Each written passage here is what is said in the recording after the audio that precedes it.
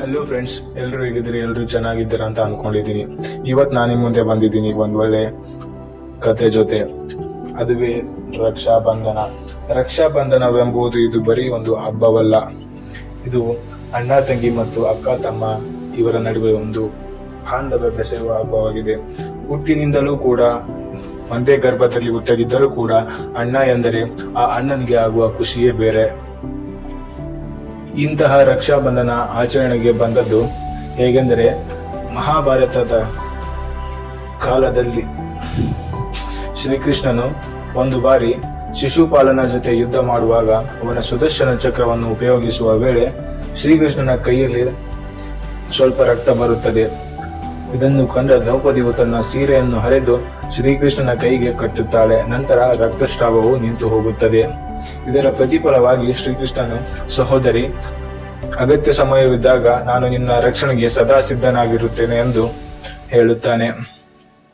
ನಮಗೆ ತಿಳಿದಿರುವ ಹಾಗೆ ಕೌರವರು ಮತ್ತು ಪಾಂಡವರು ಜೂಜಾಡುವಾಗ ಪಾಂಡವರು ತಮ್ಮ ರಾಜ್ಯವನ್ನೆಲ್ಲ ಕಳೆದುಕೊಂಡು ಕೊನೆಗೆ ದುರ್ಯೋಧನನ ಮಾತು ಕೇಳಿ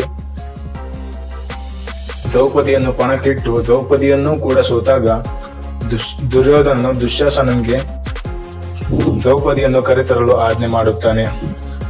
ಕರೆತಂದ ನಂತರ ತುಂಬಿದ ಸಭೆಯಲ್ಲಿ ದ್ರೌಪದಿಯ ವಸ್ತ್ರಾಭರಣ ಮಾಡಲು ಸೂಚಿಸುತ್ತಾನೆ. ಆ ವೇಳೆ ದ್ರೌಪದಿಯು ತನ್ನ ಮನದಲ್ಲಿ ಭಗವಾನ್ ಶ್ರೀಕೃಷ್ಣನನ್ನು ನೆನೆಯುತ್ತಾಳೆ. ಆಗ ಶ್ರೀಕೃಷ್ಣನು ತನ್ನ ಸಹೋದರಿ ಕಟ್ಟಿರುವ ದಾರವನ್ನು ಎಳೆ ಎಳೆಯಾಗಿ ಬಿಚ್ಚುತ್ತಾ ಹೋಗುತ್ತಾನೆ. ಅವನು ಅಲ್ಲಿ ಹೇಗೆ ಎಳೆ ಎಳೆಯಾಗಿ ಬಿಚ್ಚುತ್ತಾ ಹೋಗುತ್ತಾನೋ ಅದೇ ರೀತಿ ದ್ರೌಪದಿಗೆ ಸೀರೆ ಬರುತ್ತಾ ಹೋಗುತ್ತದೆ. ದುಶ್ಯಾಸನ ಎಷ್ಟೇ ಎಳೆದರೂ ಕೂಡ ಅದು ಕಡಿಮೆ ಆಗುವುದೇ ಇಲ್ಲ.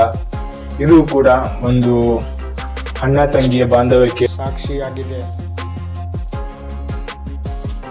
ಅದೇ ರೀತಿ ಸ್ವಾತಂತ್ರ್ಯ ಹೋರಾಟದ ಸಮಯದಲ್ಲಿ 1905ರಲ್ಲಿ ಬ್ರಿಟಿಷರು ನಮ್ಮಲ್ಲಿಯೇ ಜಗಳ ತಂದಿಡಬೇಕೆಂದು ಬೆಂಗಾಲವನ್ನು ವಿಭಜನೆ ಮಾಡುತ್ತಾರೆ. ಆ ಸಮಯದಲ್ಲಿ ಹಿಂದೂ ಮುಸ್ಲಿಂ ಒಂದೇ ಎಂದು ತೋರಿಸಲು ರವೀಂದ್ರನಾಥ್ ಟ್ಯಾಗೂರ್ ಅವರು ರಕ್ಷಾ ಬಂಧನವನ್ನು ಆಚರಿಸುತ್ತಾರೆ. ಹಿಂದೂ ಮುಸ್ಲಿಮರಿಗೆ ಮತ್ತು ಮುಸ್ಲಿಮರು ಹಿಂದೂಗೆ ರಾಖಿಯನ್ನು ಕಟ್ಟುವುದರ ಮೂಲಕ ರಕ್ಷಾ ಬಂಧನವನ್ನು ಎತ್ತಿ ಹಿಡಿಯುತ್ತಾರೆ. ಹಾಗೂ ಜಗತ್ತಿನ ಅತ್ಯಂತ ದೊಡ್ಡ ಸಂಘಟನೆಯಾದ ರಾಷ್ಟ್ರೀಯ ಸ್ವಯಂ ಸೇವಾ ಸಂಘ, ಇದು ಭಾರತದ ಮೂಲದ ಒಂದು ಸಂಘಟನೆಯಾಗಿದ್ದು ಇಲ್ಲಿಯೂ ಕೂಡ ಈ ರಕ್ಷಾ ಬಂಧನವನ್ನು ಆಚರಿಸುತ್ತಾರೆ. ಇದನ್ನು ಕಟ್ಟುವುದರ ಮೂಲಕ ನಾವು ದೇಶದ ರಕ್ಷಣೆಗಾಗಿ ಸದಾ ಸಿದ್ಧರಿದ್ದೇವೆ ಎಂಬ ಸಂದೇಶವನ್ನು ಸಾರಿ ಹೇಳುತ್ತಾರೆ. ಸೊ ಫ್ರೆಂಡ್ಸ್, ಇದಾಗಿತ್ತು ಈ ರಕ್ಷಾ ಬಂಧನದ ಇತಿಹಾಸ. ಮತ್ತೆ ಮುಂದೆ ಒಳ್ಳೆ ವಿಡಿಯೋ ಜೊತೆಗೆ ಸಿಗೋಣ. ಸಬ್ಸ್ಕ್ರೈಬ್ ಮಾಡಿಲ್ಲ ಅಂದ್ರೆ ಸಬ್ಸ್ಕ್ರೈಬ್ ಮಾಡಿ.